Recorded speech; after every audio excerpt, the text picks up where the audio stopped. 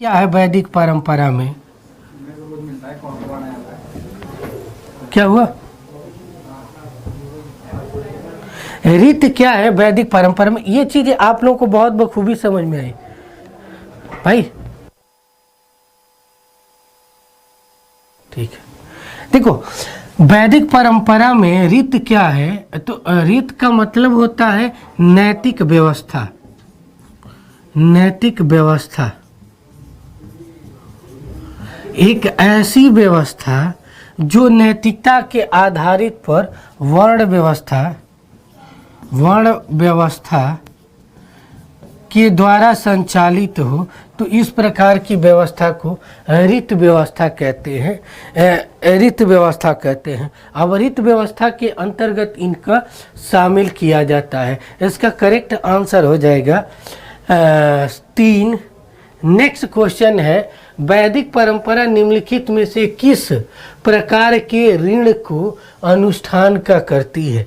तो देखिए ये किस प्रकार के ऋण के क्या ऋण हुआ सकता है, यानी वैदिक परंपरा में निम्नलिखित में से किस प्रकार के ऋण से यज्ञ का अनुष्ठान के द्वारा उत्तीर्ण हुआ जा सकता है? तो जो देव ऋण होता है, सॉरी देखिए यहाँ पर ऋषि ऋण ब्रह्मचर्य अवस्था में किया जाता है। ब्रह्मचर्य अवस्था में किया जाता है, जबकि देव ऋण गृहस्थ आश्रम में किया जाता है देवताओं की आहुति देने के लिए। ठीक है, तो इसीलिए इसका करेक्ट आंसर हो जाएगा 2। नेक्स्ट है, जैन परंपरा में पर्याय शब्द निम्नलिखित में से किसके द्वारा उपयोग किया जाता है? ये प्रश्न है, उल्लेख करता है आगंतुक धर्म, नित्य धर्म, मनः पर्याय। ये क्वेश्चन ऐसा है कि फ्री का नंबर देता है, और फ्री का नंबर देने का सबसे बड़ा कारण क्या है कि पर्याय मनः पर्याय लगा है। ये करेक्ट आंसर हो जाएगा। जो पर्याय को मनः पर्याय के रूप में देखकर समझा, उसका करेक्ट आंसर यहाँ से निकलकर सामने आएगा। वीडियो को ज़्यादा से ज़्यादा लाइक शेयर करें। इलाहाबाद यूनिवर्सिटी के कुछ लड़के पिछली क्लास में थे, क्लास डेली अटेंड करते थे। पूरा इलाहाबाद यूनिवर्सिटी के फिलॉसफी डिपार्टमेंट का ग्रुप ही रहता था, 40-50 लड़के रहते थे। तो यदि उन्हें यह वीडियो की नोटिफिकेशन मिल रही हो तो एक बार फिर से ज्वाइन करें और अपने हर डाउट जो भी होता है, जो जिस तरीके से आप लोग पहले करते थे। अच्छा, आ गए आप लोग, विनय यादव। ठीक है, गुड इवनिंग दोस्त। ठीक है, आपके ग्रुप में जितने लोग हों उनमें ज़रूर इस वीडियो को शेयर करें, जिससे ज़्यादा से ज़्यादा लोगों को लाभ पहुँचे। देखो मेरा बस एक ही तरीका है कि मैं आप लोगों को पढ़ाने का तरीका बता रहा हूँ, और उसका रिजल्ट आप लोग देख लीजिए। जैसे रिजल्ट मैं बताऊँ, असिस्टेंट प्रोफेसर में अभी फिलॉसफी का असिस्टेंट प्रोफेसर का एग्जाम्पल जो हुआ था, बहुत बढ़िया, बहुत अच्छा। इसी तरीके से ना आप लोग लाइक शेयर करते चलिए और आंसर देते चलेंगे ना, तो थोड़ा सा मुझे भी मोटिवेट मिलता है कि नहीं मेरे बच्चे डेडिकेटेड हैं। अभी ज़्यादा दिन से नहीं, कल से ही शुरू हुई है, तो ज़्यादा अभी छूटेगा नहीं। आप लोगों को पूरा का पूरा समझ में आएगा, हर चीज़ मिलेगा। ठीक है, ध्यान से देखिए। जैन मनः पर्याय सी, बहुत बढ़िया, आप लोगों ने बहुत अच्छा आंसर किया। इसका आंसर कीजिए। देखिए इसमें चार्वाक दर्शन से पहले ऐसे देखो, मैंने कल की क्लास आप लोगों में बताया था कि किस तरीके के क्वेश्चन बढ़ रहे हैं, इस समय किस तरीके के क्वेश्चन ज़्यादा पूछे जा रहे हैं। तो इस तरीके के क्वेश्चन और दूसरा पैराग्राफ वाले क्वेश्चन ज़्यादा पूछे गए हैं। तो इस तरीके के क्वेश्चनों को थोड़ा सा एनालिसिस करना सीखना चाहिए। और इससे अच्छा भी शाबाश मेरे लाल। देखते हैं, चार्वाक दर्शन के संदर्भ में इन विचारों पर, इन कथनों पर विचार कीजिए। मृत शरीर को चेतन होती है। एक बात बताओ, जो मृत मर यहाँ पे कहा जाता है चारवाक दर्शन में कि मरना ही मोक्ष है। वीडियो को लाइक शेयर तो कम से कम कर दिया करो यार, अभी ज़्यादा नहीं, कल ही शुरू हुई है, कल से एकदम बेसिक से सारी चीज़ें शुरू कर रहे हैं, तो लाइक से इतनी तो काम किया ही जा सकता है। यानी देखो, मृत शरीर को में चेतना होती है, ये कह रहा है चेतन होना चाहिए। और चारवाक दर्शन कहता है कि मरना ही मोक्ष है, मरना ही मोक्ष है। यानी मरने के बाद चेतना में से शरीर में से आत्मा समाप्त हो जाती है, यानी चेतना शून्य हो जाती है, चेतना शून्य हो जाती है। तो देखो, ये तो गलत हो गया ना दोस्त, यार ध्यान दो, ये तो गलत हो गया। चेतना, मृत शरीर को चेतना नहीं होती है, मृत शरीर में कोई चेतना होती ही नहीं है। तो इस आधार पर देखा जाए तो ये तो क्वेश्चन गलत हो गया, यानी ये गलत हो गया। अब क्या था, चेतना शरीर का एक गुण है, ये शरीर क्या है, चेतना ही शरीर का गुण है, यही आत्मा है, यही इसका वास्तविक भाव है। यानी करेक्ट आंसर ये आर क्या है, सही है। तो ये वो विकल्प देखिए जहां पर ए गलत है, ए गलत है, असत्य है, आर क्या है, सही है। तो ए असत्य है, आर सत्य है, यानी इसका विकल्प नंबर 4 होगा। ठीक है मेरे लाल, ये होगा विकल्प नंबर, देखो 1 2 3 4 है, यहाँ पे 4 होगा। बहुत अच्छा यीशु चौधरी, आप लोग जितने आपके जानने वाले फिलोसफी की तैयारी करने वाले हैं उन ग्रुपों में वीडियो को शेयर करिए और उन्हें बोलिए कि सुबह मतलब शाम को इस टाइम तो रहता है, पढ़ के आदमी उब जाता है, तो एक बार ना माइंड फ्रेश होता है, रिफ्रेश किया जाए, रिफ्रेशमेंट टाइम है, तो आराम से इस टाइम को यूटिलाइज किया जा सकता है। ठीक है, नेक्स्ट क्या चीज़ें हैं, निम्नलिखित में से किसका मानना है कि नीला रंग और नीले रंग का ज्ञान एक ही है और समान है। यानी नीला रंग और नीले रंग का ज्ञान होना दोनों एक ही है, एक समान है, उनमें कोई अंतर नहीं है। ये है बृहस्पति, वसुबंधु, भास्वर्ग और प्रभाकर। तो देखो, एक रूपता का भाव, एक रूपता, प्रश्न की प्रकृति में एक रूपता, यानी जैसा दिखता है वैसा ही सही है। जैसे कोई विषय वस्तु दिखता है, वस्तु दिखता है वैसे ही सही है, सही है।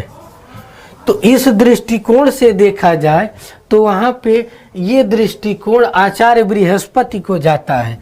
आचार्य बृहस्पति के, आचार्य, यहाँ फैक्ट लिख लो, आचार्य बृहस्पति चारवाक दर्शन के, चारवाक दर्शन के संस्थापक हैं। ठीक है, देवताओं के गुरु कहे जाते हैं।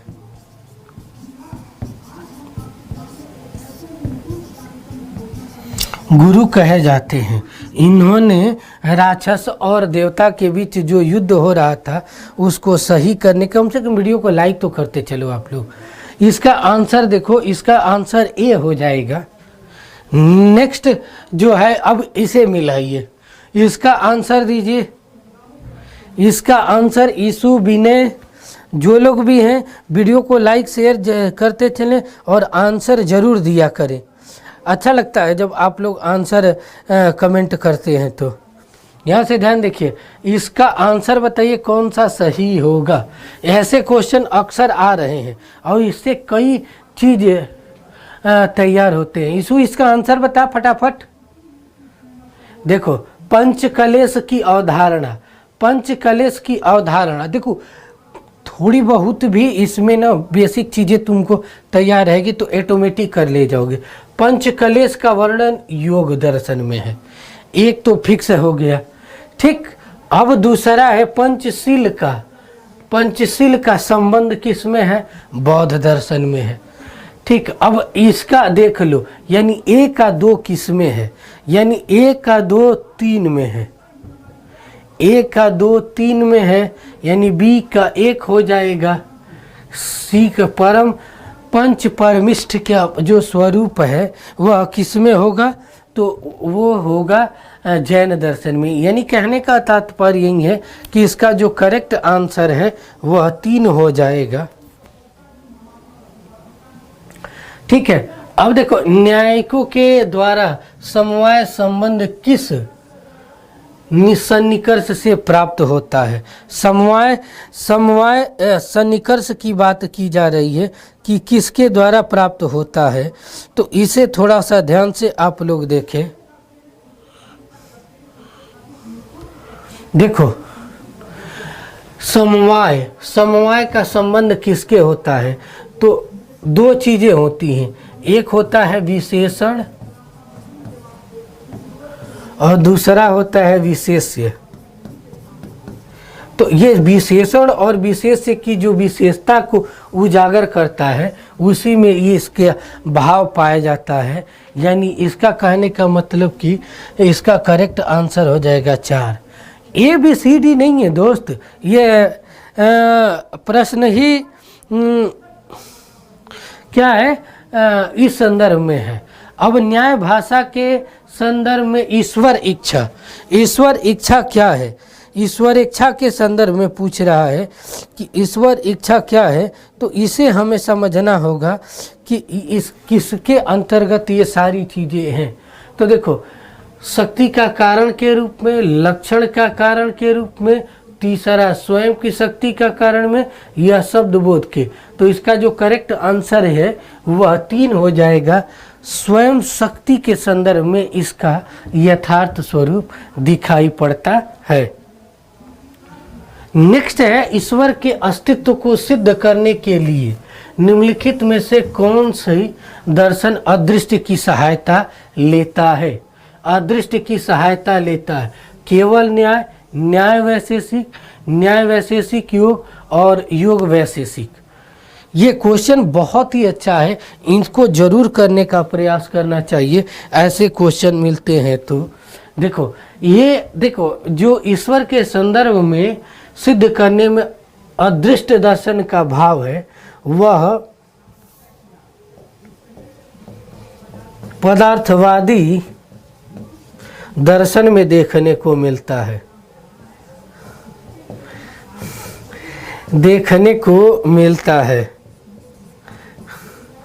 और पदार्थवादी दृष्टिकोण कहाँ है?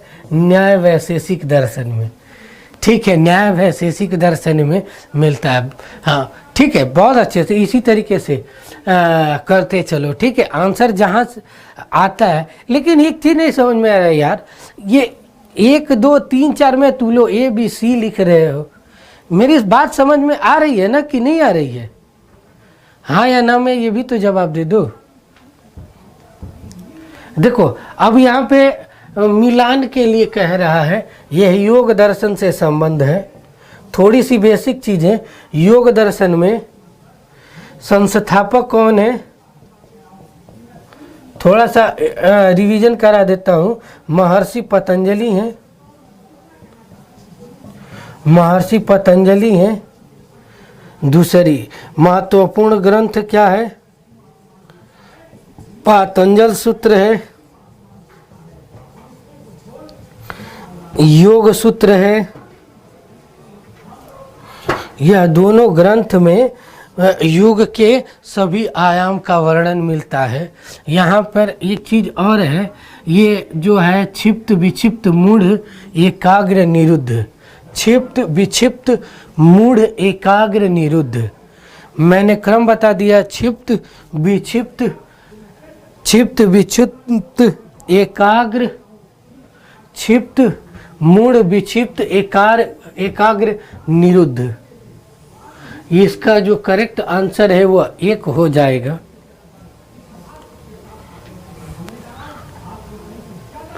देखिए इसमें भी मिलान वाला क्वेश्चन है, ये देखिए ये दोनों ही सिद्धांत क्या है? ये दोनों ही सिद्धांत मीमांसा दर्शन से है, मीमांसा दर्शन से है, मीमांसा दर्शन से है। और मीमांसा दर्शन, ये अपोहवाद क्या है, वह दिग्नांक का सिद्धांत है। ठीक है, अब एक चीज तो डी का 4 ही होगा, डी का 4 2 जगह है। अब हम देखेंगे स्फोटवाद किसका है और अन्य सिद्धांत किसका है।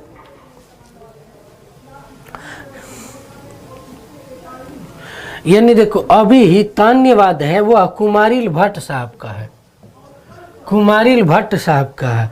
अवंती भी धान्यवाद की शाखा है, तो वह है प्रभाकर मिश्र का। यहाँ पर दोनों को ध्यान देना, ये देखो, ये है कुमारिल भट्ट साहब का और ये है प्रभाकर मिश्र का, और ये है मंडन मिश्र का, मंडन मिश्र का। ये तीनों के तीनों अब यहाँ से मिला लीजिए। अपोहवाद दिग्नांक साहब का हो गया, दूसरा स्फोटवाद किसका हो गया, मंडन मिश्र से। ये क्वेश्चन इस बार 2021 के एग्जाम में आया हुआ था। सोच लो, रिपीट क्वेश्चन कर रहे हैं ये लोग, रिपीट क्वेश्चन कर रहे हैं, इसका बेनिफिट आप लोगों को मिलेगा। फिलॉसफी में कुछ नया है ही नहीं, केवल एक चीज़ों को सही तरीके से इम्प्लीमेंट करके रिपीट कर करके क्वेश्चन ये बनाते जाते हैं, और कुछ है ही नहीं। यानी देखिए, अभी तान्यवाद है, अब ये सबका मिला लीजिए। अब यहाँ पे देखेंगे ए का 2, बी का 3, सी का 1, डी का 4, यानी करेक्ट आंसर क्या हो जाएगा, वह 2 हो जाएगा। नेक्स्ट है कि इसमें मिलाइए, तो एक कुछ ना आए तो ये सीधा मिला दो कि सांख्य सत्यकारवाद किसका है, तो वह सांख्य दर्शन का है। बहुत बढ़िया, ठीक है। अदिला विकास किसको, ये एक बात, यीशु चौधरी एक बात बता मेरे लाल, विकल्प है 1 2 3 4, तू आंसर ए बी सी में क्यों दे रहा है? देखो ध्यान से देखो, ए का आंसर हो जाएगा 4, ठीक। उसके बाद न्याय दर्शन का है असत्य कार्यवाद।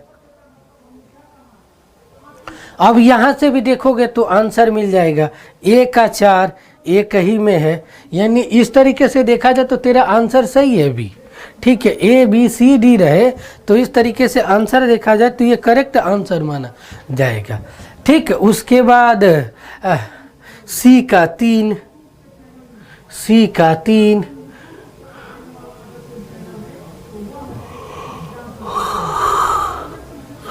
सी का 2 है, डी का 1 है। ध्यान से एक बार इसे समझ लेते हैं, एक बार समझेंगे ऑटोमेटिक हो जाएगा। ए का 4, डी का 4, फिर डी का 1, फिर सी का 2, बी का 3, ये इसका करेक्ट आंसर हो जाएगा। ये सभी क्या है, कारणता सिद्धांत का स्वरूप है, सिद्धांत के स्वरूप माने जाते हैं, स्वरूप माने जाते हैं। इस दृष्टिकोण से देखा जाए तो इसका करेक्ट आंसर क्या हो जाएगा, तो वो है 2 हो जाएगा। नेक्स्ट यहाँ पे देखिए, शंकर दर्शन के संदर्भ में नीचे दिए गए कूट का अध्ययन करके आंसर दीजिए।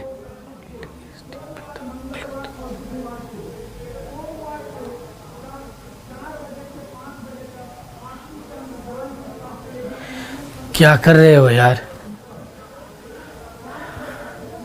ये तू लोग क्या कर रहे हो, ठीक। ये सब क्या करते हो यार, तू लोग शिक्षित व्यक्ति बनो, बेवकूफ़ों वाली हरकत। ये नहीं करना चाहिए यार। This is a philosophy class, और फिलोसफी क्लास की एक मर्यादा होती है। हम सिखा भी तुझे एक अच्छा इंसान बनाने के सिखाने के संदर्भ में है, और तू लोग बुरा बन रहे हो। वर्तमान समय में वैसे भी जिस तरीके से नैतिकता का लोभ होता जा रहा है उसे हम भर नहीं सकते हैं। अनैतिक हो के क्यों तू लोग अपनी ही देश की, अपनी ही चीज़ों की मर्यादा का तार तार कर रहे हो? थोड़ी तो शर्म करा किया करो यार।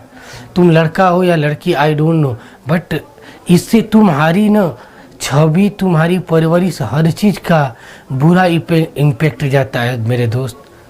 मेरा कुछ नहीं जाएगा, लेकिन इस तरीके की चीज़ें नहीं करना चाहिए।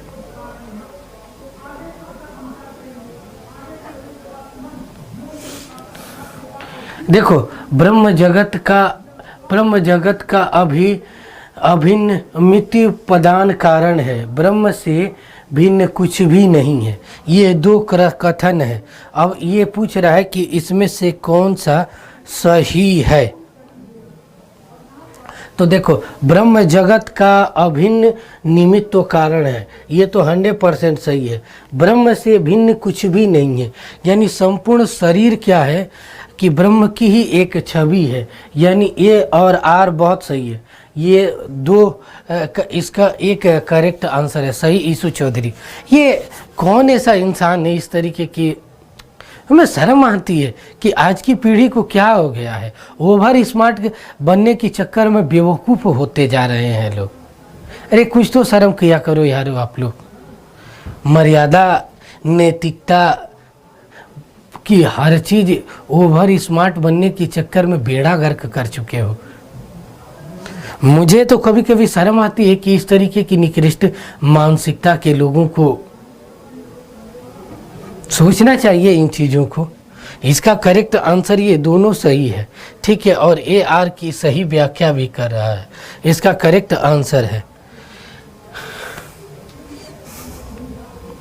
यहाँ पे थोड़ी सी मैं ज़रूर ये चीज़ वेदांत दर्शन की बेसिक चीज़ें समझा देना चाहता हूँ। वेदांत दर्शन के जो संस्थापक हैं बादरायण हैं, रायण माने जाते हैं। महत्वपूर्ण ग्रंथ में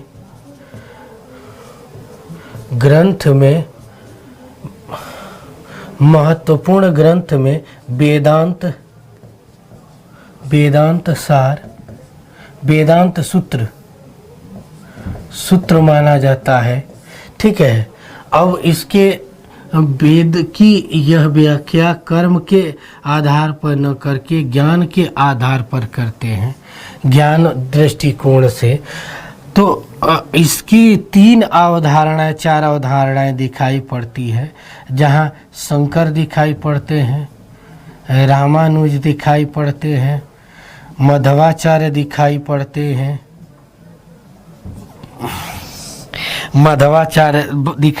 हैं, वल्लभाचार्य दिखाई पड़ते हैं, चार्य दिखाई पड़ते हैं। ये सारे का सारे दृष्टिकोण है जो वास्तविक रूप से ये ज्ञान के हैं, और अन्य सभी परंपरा भक्ति के मार्ग पर आधारित ईश्वर और आत्मा के बीच संबंध को मूल्यांकित करने का प्रयास करती है। यहाँ से यहाँ पहुँचने के लिए यह मार्ग लिए हैं, ठीक है। नेक्स्ट क्वेश्चन है मध्वाचार्य के द्वारा वेदांत ही दर्शन का है, इसीलिए मैं थोड़ा सा इसको व्याख्या करने के मूड में था कि इसकी व्याख्या कर दिया जाए तो आप लोगों को स्पष्ट हो जाए। क्या है 14 का देखा जाए तो यहाँ पे मोक्ष मध्य वेदांत, मध्वाचार्य की वेदांत दर्शन में क्या है, तो यह है मोक्ष का। मोक्ष की अवस्था क्या है? मध्वाचार्य भक्ति मार्ग से मानते हैं,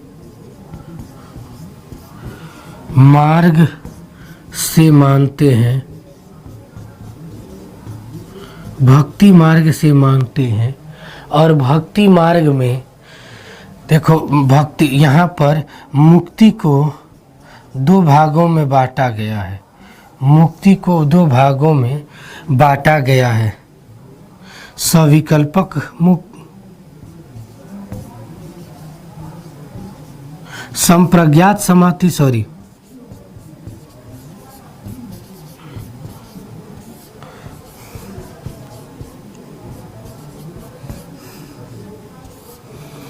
दूसरा असंप्रज्ञात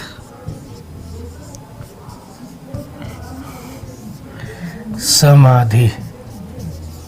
ठीक है, तो ये जो है यह चारों समाधि का है, यह भाग यही है। सालोक्य, सामीप्य, सारूप्य, सायुज्य, यह चारों भक्ति का। आज पढ़ने का मन कर रहा था इसलिए क्लास, कोई बात नहीं, पढ़ो अच्छे से। फिलोसफी के बारे में एक ही चीज़ कहा जाता है कि philosophy is the mothers of all subject. Philosophy क्या है, तो सभी सब्जेक्टों की माँ कही जाती है। तो फिलोसफी को सभी विषयों की माँ किस लिए कहा जाता है, तो उसका आधार यही है कि इसी से सारी विषय वस्तुओं का उद्भव दिखाई पड़ता है। विश्व की सभी विषय वस्तुएं यहीं से निकलती हैं। यानी यहाँ पर देखो, सालोक्य, सामीप्य, सारूप्य, सायुज्य, ये संप्रज्ञात असंप्रज्ञात समाधि का भाग है। ठीक है, असंप्रज्ञात समाधि का भाग है। नेक्स्ट क्या है, शंकर की दृष्टि में ब्रह्म ज्ञान में एकमात्र प्रमाण कार्य करता है। ब्रह्म के ज्ञान में एकमात्र प्रमाण काम करता है, क्योंकि शंकराचार्य का मानना क्या था, ब्रह्मा यहाँ है, ब्रह्म यहाँ है और आत्मा यहाँ है। आत्मा, इसके संदर्भ में कहते हैं कि ये दोनों एक ही रूप है, इसीलिए कहते हैं अहम ब्रह्मास्मि, अहम हास्मि, अहम ब्रह्मास्मि। अहम ब्रह्मास्मि का स्वरूप, अहम ब्रह्मास्मि यानी मैं ही ब्रह्म हूँ। मेरे अंदर ईश्वर की स्पष्ट झलक दिखाई पड़ती है। यानी ईश्वर में का जो स्वरूप है वह मेरे द्वारा वर्णित जो मेरे में दिखाई पड़ रहा है वही ईश्वर का वास्तविक स्वरूप है, अन्य कुछ ये नहीं है। यानी कहने का तात्पर्य यही है कि हम इसे किस शब्द के द्वारा दिखा सकते हैं। तो देखो, प्रत्यक्ष को भी भारतीय दर्शन में प्रमाण माना गया है, अनुमान को भी माना गया है, शब्द को भी प्रमाण माना गया है, शब्द को भी प्रमाण माना गया है, अर्थापत्ति को भी प्रमाण माना गया है, अनुपलब्धि,